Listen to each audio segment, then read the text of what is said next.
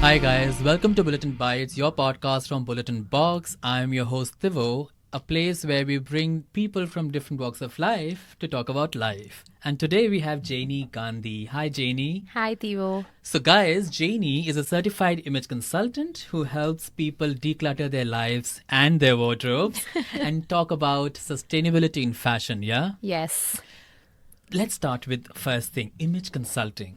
Do you think this t-shirt goes with my image? So very early on in my career, I decided, because every time I walk into a party or a networking event, it's a very common question. And very early on, I decided that I'm only going to judge if I'm paid for it. So it's a tricky thing. What do I say? And I will ask you difficult questions. Exactly. So I'm just going to forget it. Okay, I got my answer. No, it's a pretty piece. Right. Now, Jainee, talking about fashion, I want to tell my audiences that you were not into fashion blogging and you were not an image consultant from the word go. Yeah. You were a headhunter. Yes. What made you change career paths? So I have a very philosophical story, and it's a true story. In 2008, actually, I was in US with my husband, and I saw New York Image Consulting. 2007. I walked into it, and I'm like, wow, I've always enjoyed fashion, but I don't like creating things. So I love decorating a cake, but I don't like baking. I like decorating a table, but I don't like cooking. Right. It's the same thing with fashion. I don't like creating from scratch, but I love putting things together. Right. So when I saw this image consulting and I realized that India is so technically trained that it's high time that we are trained into our soft skills and the way world perceives us. Right. So I came back to India, I started my image consulting firm, and I shut it down in 6 months because nobody understood what I did. Exactly. Because we as Indians and as mid-layer IT guy or a mid-layer businessman, we don't think that it is for us. Image consulting is not for us. It is for these high-flying CEOs or these big company owners or these actors who need image consulting, but not people like us. I'm going to quote Malcolm Gladwell. He is an economist turned writer, and his very first book, Blink, talks about slicing theory. Okay, slicing theory means that when you look at someone, you will slice them. So the world is not black and white, it's grey. Totally. And image consulting falls and helps you in that grey area. Right. Image consulting is not something that you will put up a face of what you are not. Obviously, 20, 30 years back, this was not accessible to everyone. It was a reputation management consultant, which a lot of A-list celebrities use, politicians use. Yeah. A tiny part of that is an image consultant with a lot of high-profile individuals used to use, but now it has come to a stage that everyone from a homemaker to an entrepreneur to a professional, even IT professionals, realize the need of how they portray. And when I say how, it is their authentic self to portray to the world has become important. It is important because in a professional workspace, there are times you think you can give a lot to a project, to a client, to a business, but then people don't see that potential in you. You know your potential, but you don't sort of come across as somebody who can project that potential, So do you think that helps in projecting the potential that you have onto other people? So whenever I tell people that I'm an image consultant, the first thing people always have a very sort of a negative thing that, how is looking good or dressing well important, and my technical and my intellectual is much better. Yeah. And I'm going to say this is great for someone who literally doesn't care of how they look. Right. Okay. But there can't be 1,000 Mark Zuckerbergs. He's one. He doesn't care what he wears because he's been there, done that. For people like me, at least, I love to see what I see in the mirror, and that gives me confidence. And that happens with both the genders. It's not women-centric. I work mostly with women, and I do a very tiny percentage of male clients. Right. But even in that, I have seen that you are not willing to accept that what you see in the mirror doesn't give you confidence. Right. You don't give that importance. And I tell this to people that although it is just minute 20% of your being, but if that gives you confidence in the 80% of your life, then why not understand it? Right. So that is what I absolutely, when I was initially researching about what image consulting was, that is one thing that stood out. And also on your Instagram, guys, you have to follow Jainee on her social media. It is really colorful. But one thing I also understood that you, in your little bites that you do, it's more about confidence, how you wear that white piece, a white shirt that you did, you Yeah. can wear the same piece of clothing again and Yeah. again, but wear it with confidence so that it doesn't look repetitive. That's really nice, yeah? Thank So you. Jainee, now in a place like Singapore, which I find very conservative in the way people dress when it comes to business or office space, do you think image consulting has taken off in that sense? So, okay, I'll say that Singapore still is not very conservative as opposed to the counterparts in America or UK. Really? Yeah, because Singapore as a tropical country has Yeah. a very less usage of suits. Unless you look at a specific banking or a consulting industry, Right. no other industry is as formal as you would look at But people you from see other you countries. see the guys on the MRT, and they wear very bland colors and bland cuts. There's not much of. That's what I feel. Okay. I feel that's a very Southeast Asian thing. Yeah. Because colors, if I want to compare with countries that make fabrics like say Africa or India, we make fabrics, we make our own prints, and that's why people are more used to wearing colors from a very young age. I For guess. countries which don't, they start their life with black, white, grey, and then they move on to a navy blue or some darker more So nobody's colors. going to wear this T-shirt in a If- banking business meeting. No. Right. We also talked about decluttering our wardrobe. Yeah. And 2020 was a very difficult year for most of us across the world. I mean, fashion-wise and wardrobe-wise, how do you think, first of all, it falls in the category of decluttering your life? And do you think if I were to be more focused on how I look and how I feel and how my wardrobe is organized, it sort of also reflects back on the way I lead my life? Yeah, okay. So in 2020, maybe it was the first year globally that people realized that fashion is not a necessity. Right. It was not just one country affected by it. Yeah. And because of the pandemic, I also feel that the awareness to understand that the people who are making your garments are suffering, it came at a widespread. Now, humans still tend to go back to their old habits. Yeah. So we're not going to be this conscious. I don't think that when we move forward from this pandemic, we're still going to be conscious. But I like to believe that at least 10 or 20% of us will be. Right. The second part, what happens with fashion is things are becoming so accessible. Right. I remember when a few years back Zara was introduced, it was not that accessible. It still used to be a big deal that I'm going to buy from Zara. Right. And I remember my friends used to go to Dubai, and Dubai had the Yeah. closest Zara to India, I guess. And they would come back, oh, we got it from Zara. And Yeah. I was so jealous of it. Yeah, now it is really. But now what happens is Zara introduced only 4. I don't want to name. Okay, so I don't want to drop names. I'm just going to say that fast fashion companies Yeah. used to introduce 4 seasons in a year. So Yeah. clothing would be repeated every 3 to 4 months. They would Right. change the whole cycle, but till that time you walk into a store, it's the same clothes that you find. Right. It started moving on to once a month, that every Yeah. month you walk into a store and there'll be new things. But now Right. if you walk into any fast fashion store, it is every freaking week. Yeah. That's because something that was $50, $60, and because it needs to be accessible every week that I want to go into the store and buy new things, it's now $10, $20. So Right. people have started using that income to buy more pieces. Right. And that's why the quality and all suffers. Yeah. What happened in 2020 was people realized that they don't need so many things. Exactly. And that now they need to declutter themselves Yeah. and declutter their lives and wardrobes. So, okay, so now we know why we are piling up all these clothes in our wardrobe, because it's so easy and accessible.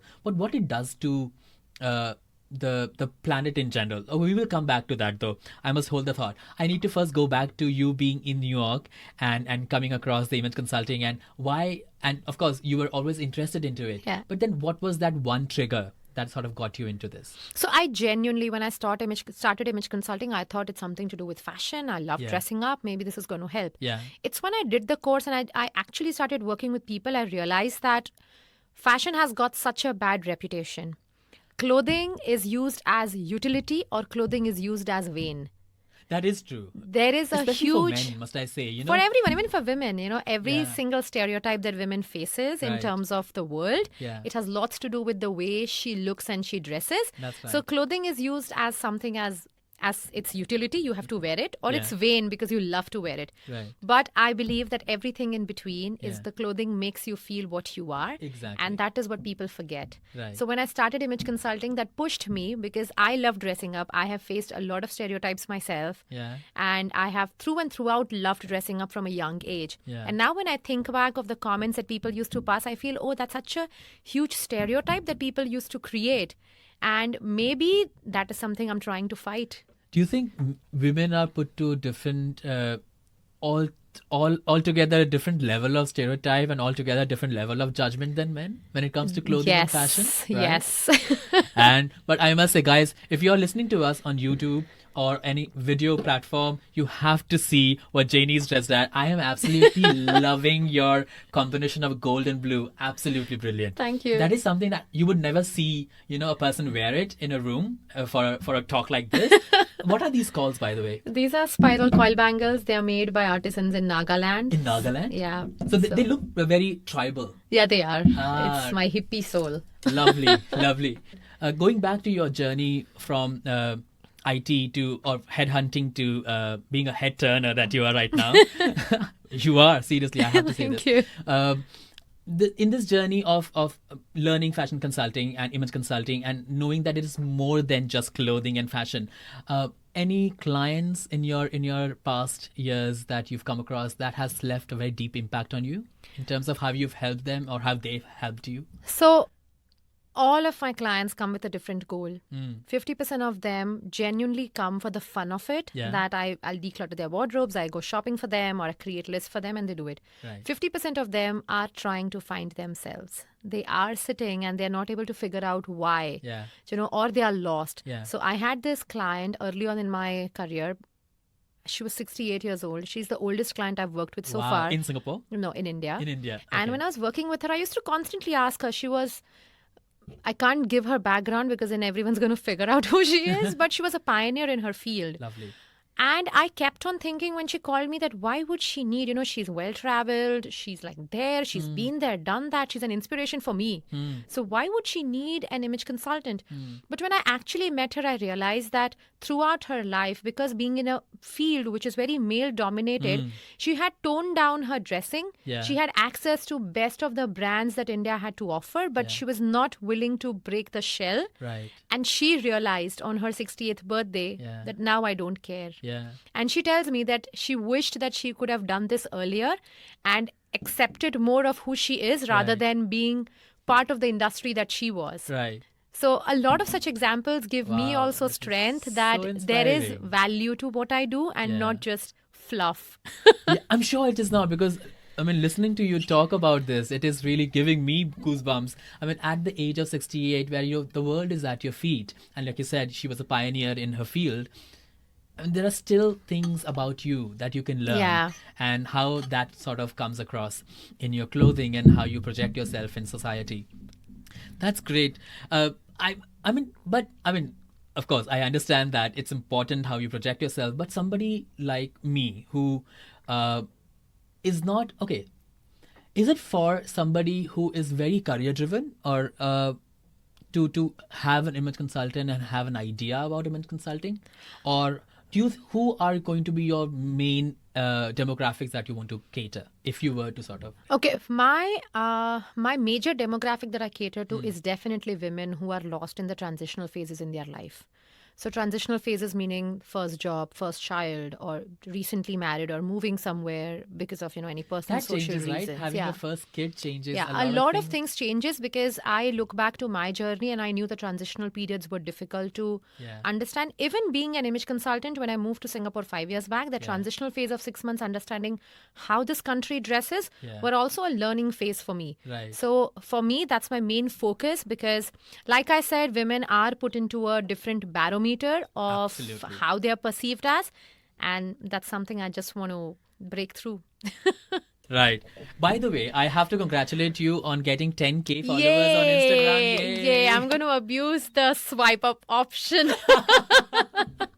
That's amazing. No, seriously, guys, you have to know Jainee on her social media. It is absolutely inspiring. And listening to you talk, all our listeners would know that it's more than about just looking good. Thank It's you. It's about finding yourself. Yes. That's great. Coming to sustainability, and we've talked a little bit about easy fashion or throwaway fashion that these cheaper retail giants are creating. Do you think that has also created this huge problem of bulk clothing that we've accumulated, especially with young girls? We'll talk about women, self-esteem and all of that. Is that women and young girls, they want to constantly prove themselves and constantly prove it to the world that they are better, and clothing is the way of doing it, and that's why they're accumulating all this in their wardrobe and accumulating all this in their lives, thinking that, okay, this works, maybe that works. And so what first thing you would tell them in their journey to decluttering their wardrobe or their life is that what is one thing that they should look forward to when they're planning to declutter it? Okay, so even before I move to this question, I want to tell everyone that when there is a talk of sustainability on how you maintain your wardrobes, people generally talk about, oh, I'll have to buy this so-and-so brand, because sustainable brands are Organic not organic clothing. clothes. They are not cheap or economical. Forget cheap, they're not economical. Yeah. They will never be economical because of the way they are produced. Right. And sustainability comes at different angles. Right. Someone is paying their laborers right. Yeah. That's a different angle of sustainability. Someone is picking fabrics from a sustainable place, and that's sustainable. So every brand, you cannot have everything into one. Right. So for me, the first thing that everyone needs to know is affordability. I am really okay if you're picking from a fast fashion brand. I still buy from fast fashion brand. Right. But that doesn't mean that I'll go every week and buy. Right. That's the whole point, that this whole need to go every week and buy is something that is damaging, and not the brand per se. I always have a thing that as consumers, I have the right with my money and the power with my money. I keep on going to that brand every week, and that's why the brand is bringing clothes every week. But then why shouldn't I go and buy every week if I can afford it? And B, if I see somebody else wearing a particular style that I want to emulate, why shouldn't I do that comes to your second question. Why people go every week to buy is because they don't know who they are, and they're trying to figure out who they are every week. But if I tell you that I have a free ebook on my website that everyone can download. If I tell you that I'm going to give you 5 easy steps to understand who you are, give you quick tips on what you should buy and what you should avoid, that automatically helps you to go into a trial room less, and you're sure that, hey, if I buy this, I'll be able to use it 10 times. Yeah. That's the whole idea. Our parents did that when we were growing up. I think my mom had that one sari that she would wear to almost every other wedding that she went to, and they were perfectly okay with it. But now today, I mean, we'd be scared to be seen in the same outfit in another wedding function. Like, oh my God, I wore that at that particular wedding thing. I think it's a very important thing that you said. Once we know who we are, it's easier to sort of figure out the peripherals that create us. Yes. So coming back to the sustainability question, so it's more than just about buying expensive organic brands. It's about reusing your wardrobe, as you've also said in some of your posts. So if you were to sort of do it in 5 fold series, what would that be? If you give me 5 things. You want the 5 things on how to reuse your wardrobe? Yes. Okay. So first is understand your lifestyle. It has a lot to do with what your lifestyle is. And when I say lifestyle, I'm not saying that, oh, I'm a party girl. That's not called lifestyle. Lifestyle is you actually break down your day for yourself. Have you ever broken down your day and seen that how many times do you go to a place that requires you to wear shimmering outfits? Or how many times or how many hours in a day do you go to work? Yeah. Once you break your life day, week, month and year, you'll have an actual number of hours where you're spending where. If I go for a fancy dinner every Sunday night, but 5 days in a week I'm still at office, I would want to invest in transitional pieces that can turn to my Sunday night dinners. So I want to invest in fancy blouse-ons and then heavy jewelry, which can turn the same, say, a white or a red blouse-on to a dinner. Right. Never compartmentalize your wardrobe, because then you have nothing to wear every time. But we were brought up with, like, these are the clothes that you wear outside and these are the clothes that you wear for, like, not so but important. That is because we only bought, at least I remember in my childhood, I bought clothes only every Diwali and summer. That's true. You know, my parents would buy exactly 2 outfits in Diwali for Diwali things, and then in summer or for my birthday 1 or 2 outfits. So in a year I would only have 3. It's true, actually. These days, people might have 3 or 4 every month. And if that's the case, then make your wardrobe transitional.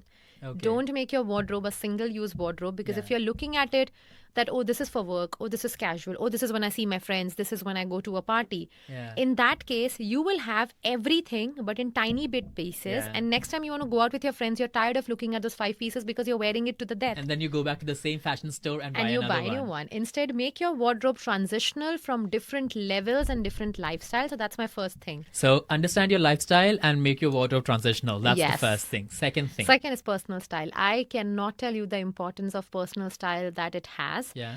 The whole whys of why you buy things highly depends on your personal style.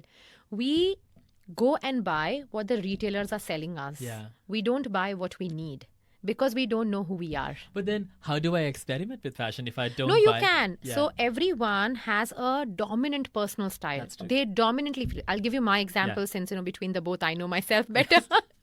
I hate wearing suits. Like, I cannot wear structured jackets. Yeah.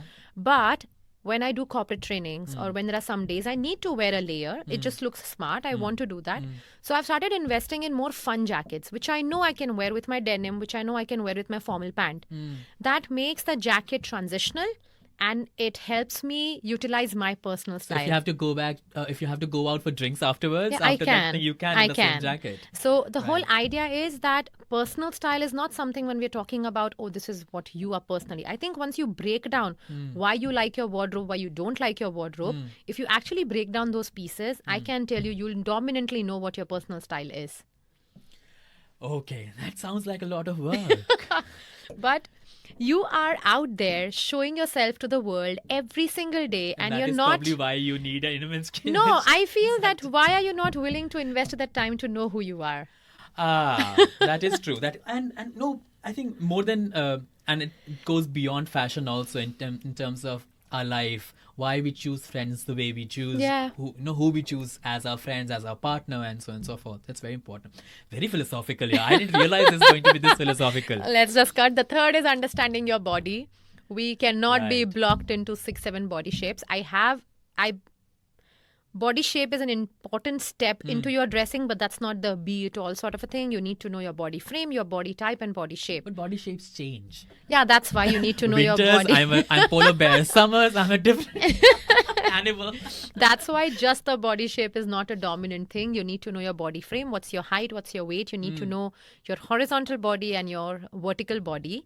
And these three, there is so much, again, easy, quick things Yeah. is when you go to YouTube and you figure out that, oh, what's my body shape?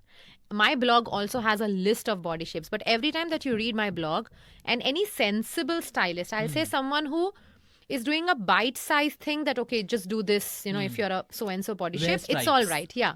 I mean, that's a shortcut to doing things. But if you Right. actually want to understand, Yeah. then you understand that your body is not that one shape. The whole world cannot be categorized in those 6 or 7 shapes. Right, and that brings out to your first thing that you need Yes. to understand your lifestyle. Yeah. So it's like a larger understanding Yeah. that you need to make. So understand your lifestyle, understand your personal fashion, style. understand your body. Yeah. And if you were to go, give me a fourth one. A fourth one is understand your wardrobe. So once you've understood your lifestyle, your personal style, you've understood your body, now you understand your wardrobe of why you do what you do. So if you have pieces that are there for 4 years, I tell people that if you have something for the last 3 years that you've not worn ever, unless it's an emotional piece, unless it's like in women's wardrobe, there's Kanjivaram saris, which we genuinely wear just once a week for that one special occasion, those are different stories. But if there is a black pant that I'm saving since 5 years for God knows what occasion, Then I lose the weight. when I lose the weight, it never happens. Whether it's an aspirational thing that I lose weight, gain weight, and I'll wear this, you will, how do you say? You will go out and buy as a gift to your body. Yeah, that's You true. will never go back to old clothes. That's true, so true. As soon as I've been on a weight gain, weight loss journey so many times. Every time I lose weight, I would never go back to my old clothes. Yeah. I would go back and buy, oh my God, I look good. I deserve to buy a new shirt. Exactly. So if Okay. that's the case, then why do you want to pile it up? If you've not used it for 3 years, and Yeah. people say 1 year. If you listen to Marie Kondo, she says just 1 year. And I'm going to give you benefit of doubt and say that if there are things in your wardrobe that you've Yeah. not used for 3 years, Right. it has no emotional heritage value, then discard it. You are not going to use it. You are wasting that prime property in your wardrobe. And every time you look at your wardrobe, you're constantly feeling the guilt You're Yes. not going to wear it, but you still keep on feeling guilty because you can see it. Right. You feel, and then every time you want to, go out and dress and you see the same thing, like, oh, I can't wear this. Yeah. And you feel angry and you feel irritated. Yeah. And then you go about, again, shopping to satisfy that anger and irritation. Exactly. Oh my God. Do you have another one for us? The last one is, the fifth one is Yeah. smart shopping choices, is everything put together from your point 1 to point 4. You make smart shopping choices and make your wardrobe transitional in a way that you're able to utilize your things. Yeah. Consumers, like I said earlier, consumers have the power to talk with their money. So a brand is willing to put new things on display every week or every month is because I'm willing to go and buy that. And empty that space out And for them empty to- that space out for them. But if Yeah. I decide that, hey, I am going to, make this and wear it. I have never understood this use and throw philosophy, because for me, if I like something, like this is exactly what I wore on Saturday night for a dinner. Yeah. I mean, I love this look so much. I'm It going to is wear amazing, it to seriously. death. I'll be wearing. And I feel that if you've created something, then why would you not want to do it again? Exactly. So you I- spend so much Yeah. energy in finding that perfect fit blouse, perfect fit shirt. So I don't understand this whole why people don't want to. And if you look at my Instagram or YouTube, that's the whole thing I'm telling people, that just rewear and restyle. That's the biggest sustainability thing that you can do. Don't wait for the Fashion Council of India or Fashion Council of the world to tell you that, hey, we need this much % organic cotton or linen. Don't wait for them. They will do their stuff. It's going to take a lot of time. You time, cannot yes. blame just the brand, because Right. you're equally No, this is there. our doing. We are the one who is Yeah. buying the clothes, and we are the one who are throwing the clothes away. Exactly. Right. Oh my God. So, first of all, thank you. Again, I'll do a recap of all the Yes. 5 things. So, understanding your lifestyle, understanding your personal style, understanding your body type. Fourth was Declutter your wardrobe mindfully. mindfully, and then your Smart shopping choices. Smart shopping choice. That's amazing. But one thing for men? I have always felt that most of these fashion blogging sites or fashion bloggers, of course, women are the major consumer when it comes to fashion, but things that you want to give, one special thing for men in terms of their styling tip. I think accept that you like to dress up. I know so many people who don't Right. accept because they feel it's too girly or It's too feminine to girly. say. Right. I'm going to give a very personal example, and I hope my husband doesn't listen this Hey, podcast. I hope he does. Because I'm going to just give his example. So he's a chartered accountant. Okay. Through and throughout an intellectual industry, banking industry, where people are supposed to dress in their checks and whites. So he turned 40 in December 2020. I got him a printed shirt which was way out of his comfort zone, and I said, you know what, just for me, it's your 40th birthday, let's just have Yeah. fun, wear it. He wears it and he's like, oh, because he's never moved from checks or stripes or maximum polka dots, like those are tiny what you Yeah. can wear to work, but he's Right. not moved to wearing any prints or anything ever in his life. Yeah. From the time he's 10 years old to 40, so the Oh last my 30 God, years. yes. So when I got this lovely flamingo printed shirt for him, Oh my God. and he absolutely loved it. Yeah? So he's like, why did I never do this? And I know the reason is because he was supposed to Yeah. be in an intellectual industry where you're Right. supposed to wear a certain thing. Right. So I'm going to say the one thing to men is that if you love to dress, dressing up, feeling good is Yeah. not gender specific. Shouldn't be. So just explore that Shouldn't part. Be. Yay. Big round of applause to Thank that you. statement, guys. Yes. We can all do our own parts in sort of breaking stereotypes, and dressing up is the least we can do because it's such Exactly. a personal thing. We don't have to wait for that world forum, as you said, to Yeah. make decisions for us. We can do it at our home and make the world a better place. Thank you, Jainee, for sharing such insights into it. We would love to have you back on our show. So, guys, by the way, Jainee, I was told that you also do like meet and greets, and like not meet and greets, Workshops. Like workshops. I do a lot of workshops. So yeah. if I were to sort of go to one of your workshops, how do I do that and when? Mostly my Instagram is Is the where place post I these things. keep on posting, and I just feel blessed that I've created a community that things get sold out. Yeah. And I never thought this could happen, because every time that I start business, it feels as if I'm just new doing this. Yeah. But I love that there is a community who believes that they'll be able to gain things from me. So Yeah, Instagram is the place. Because because after talking to you for this while now, because the way you're selling fashion is not just selling pretty looks. Yeah. You know? Yes. Because fashion should not be It just shouldn't about be. pretty looks. So if you go to my website, it says that this is for real, relatable, wearable fashion hacks, and Yeah. fashion should not be boxed for any age, size, gender, or anything. I mean, you Right. love to do it. I'll tell you a solution how to do it. That's great. Thank you so much, Jainee, Thank for you, Tiwo. joining us for this podcast. Guys, we'll be back again with Jainee for some more hacks and more lifestyle ideas. Thank you so much. Thank you.